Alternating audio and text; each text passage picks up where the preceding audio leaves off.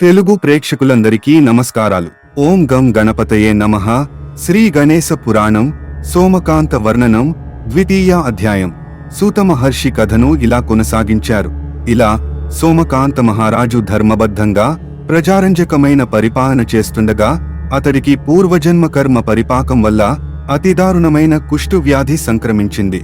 శుభాశుభ కర్మలేవైనప్పటికీ అవి అవశ్యము అనుభవించి తీరవలసిందేనన్న శాస్త్రవచనాన్ని అనుసరించి సోమకాంత మహారాజు ఆ వ్యాధిని నిబ్బరంగా అనుభవించసాగాడు. కాని నానాటికి అతని ఆరోగ్య పరిస్థితి క్షీణించసాగింది. శరీరమంతా రస్యోడుతూ దుర్గంధభూయిష్టమై అతనికే దుర్భరంగా తోచసాగింది. ఎముకలగూడు వంటి శరీరం మాత్రం శేషమాత్రంగా మిగిలింది. అప్పుడు ఆ రాజు మంత్రులను ఒకనాడు తన వద్దకు పిలిపించి వారితో ఇలా అన్నాడు: ఓ అమాత్యులారా, నా శరీరారోగ్యం నానాటికి క్షీణిస్తున్నది. ఈ జన్మలో నాకు తెలిసినంతవరకు అన్ని సత్కార్యాలనే చేశాను. సాధు సజ్జనుల సేవ, ప్రజారంజకమైన ధర్మబద్ధమైన రాజ్య పరిపాలనను ఏమాత్రం ఏమరుపాటు లేకుండా అప్రమత్తుడనే నిర్వర్తిస్తూనే ఉన్నాను. బహుశా ఇది నా పూర్వజన్మలోని దుష్కర్మ తాలూకు ఫలితం కాబోలు.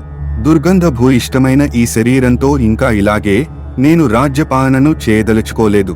నా అనంతరం నా కుమారుడైన హేమకంఠుని రాజ్యాభిషిక్తునిగా చేసి మీరు అతనికి అండదండలుగా నిలిచి పరిపాలన కొనసాగించండి. మీ అనుమతితో నేను అరణ్యములకు వెళ్లవలెనని నిశ్చయించుకున్నాను. సర్వసంపదలను పరిత్యజించి జీవిత పరమార్థాన్ని సాధించటానికి వానప్రస్థాశ్రమం స్వీకరిస్తాను. ఈ వాక్యం పూర్తి చేసి శరీర బాధ అధికం కాగా సొమ్మసిల్లిపోయాడు సోమకాంతుడు. అప్పుడు శైత్యోపచారములతోనూ మంత్రతంత్ర ఔషధములతోనూ అతడిని సచేతనుడిని చేసి మంత్రులు ఆ రాజుతో ఇలా అన్నారు: ఓ మహారాజా, నీ దయకు అనుగ్రహానికి పాత్రులమై ఎన్నో భోగభాగ్యాలను వైభవాలను మీ వల్ల అనుభవించాము. ఇప్పుడు మీరే భరించలేని శరీర బాధను అనుభవిస్తుంటే కృతజ్ఞుల్లా మేము మా పదవులకు అంటిపెట్టుకోవాలనుకోవటం లేదు. మీ అభీష్టం మేరకే హేమకంఠునికి రాజ్యాభిషేకం గావించి మీతో అరణ్యాలకు అనుసరించి వస్తాము. అందుకు అనుమతించండి అంటూ వేడుకున్నారు. అప్పుడు ఆ రాజు భార్య అయిన రాణి సుధర్మ మంత్రులను వారిస్తూ ఇలా అంది: ఓ మంత్రి పుంగవులారా, నేను పాతివ్రత్య ధర్మాన్ని అనుసరించి నా భర్తతో కలిసి అడవికెడతాను. మీరు నా కుమారునికి సహాయకులుగా ఉండి పరిపాలన సాగించండి. అదే మీకు నాకు ఉభయతారకము.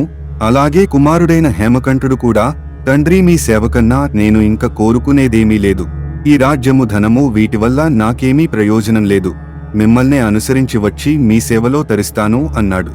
అప్పుడు రాజైన సోమకాంతుడు తన కుమారుని చేరబిలిచి, నాయనా, కుమారుడైన వాడికి పితృవాక్య పరిపాలన చేయటం, శ్రద్ధతో పితరులకు శ్రాద్ధాధికములు చేయటము, గయాలో పిండ ప్రదానము చేయడము ప్రధాన కర్తవ్యాలని శాస్త్రాలు ఘోషిస్తున్నాయి.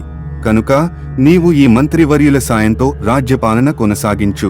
ధర్మబద్ధుడవై ప్రజారంజకంగా రాజ్య పరిపాలన చేయడమే నీ ప్రస్తుత కర్తవ్యం.